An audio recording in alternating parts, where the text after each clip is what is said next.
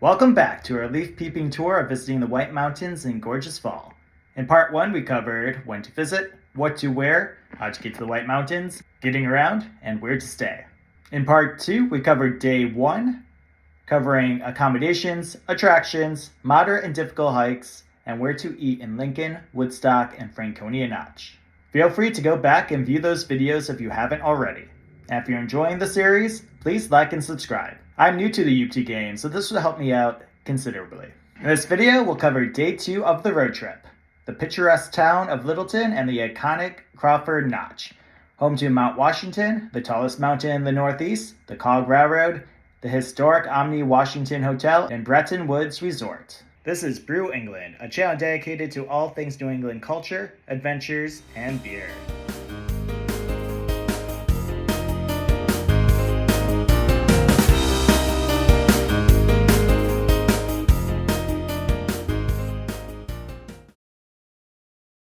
The most famous resort is Bretton Woods and the Omni Washington Hotel. The hotel hosted world leaders at the Bretton Woods Conference in 1944, establishing the World Bank, International Monetary Fund, and essentially guiding international development following World War II. You can stay here for $750 a night or at the nearby inn for $387. Also of note is the Appalachian Mountain Club's Highland Center at Crawford Notch, reminiscent of a lodge you might find in a national park right on the Appalachian Trail. Rates will vary, but for as low as $136, you can rent a bunk in a shared room or a private room with a shared bathroom for as low as $191 per night. This is a great option if you're planning to do a lot of hikes like Mount Willard or Mount Jackson in the area, or are the adventurous type. Breakfast is included as a bonus. Even if you're not staying here, there is a gift shop, bathrooms, and more info about local hikes to check out. There's not many chain hotels in this area. The best you have is Best Western, with rooms going for $282 per night. For cozy inns, you have a lot of options, including Mulburn Inn at $300 per night, Thayer's Inn at $173 per night, and the Chandler at $302. When it comes to affordable budget options, you're already in better shape than down in Lincoln, but still expect to spend at least $150 per night. There's the Four Seasons Motor Inn at $169 per night, and Profile Deluxe Motel at $199 per night. For camping, there's a Campsite of America just outside of Littleton and Sugarloaf Campgrounds. To the north, you have Santa's Village Theme Park, the perfect stop if you have little kids in tow.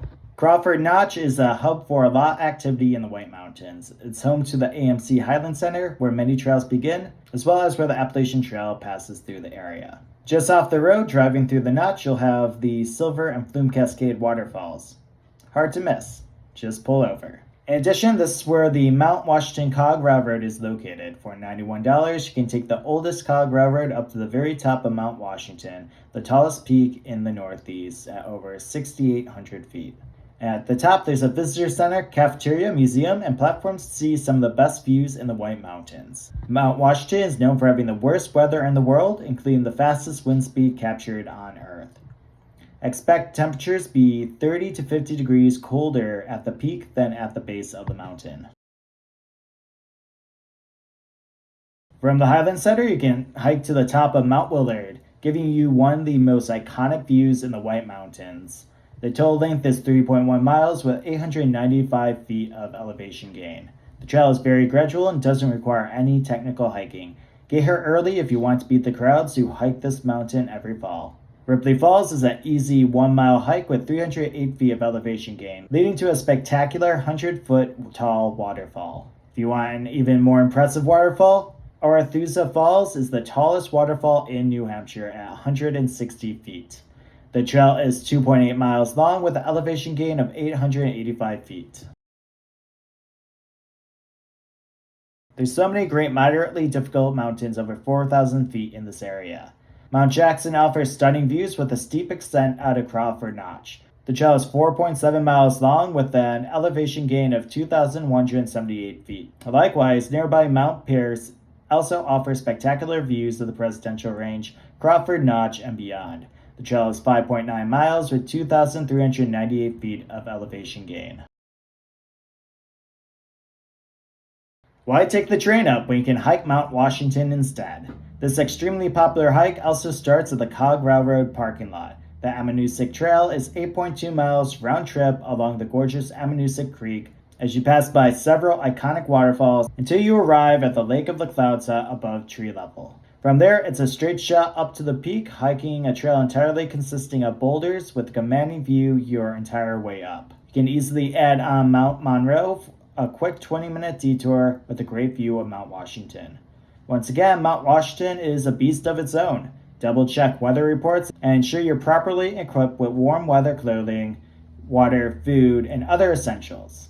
Above treeline is very exposed with limited protection from the elements. Don't be a hero if conditions are too treacherous to continue. Even in summer, the peak is regularly below freezing, and by October, it's possible for the peak to be blanketed in snow already, which means you'll probably need microspikes at the very least, but only if you're comfortable hiking in wintry conditions. I've hiked Mount Washington twice and waited for near perfect weather windows to hike the mountain.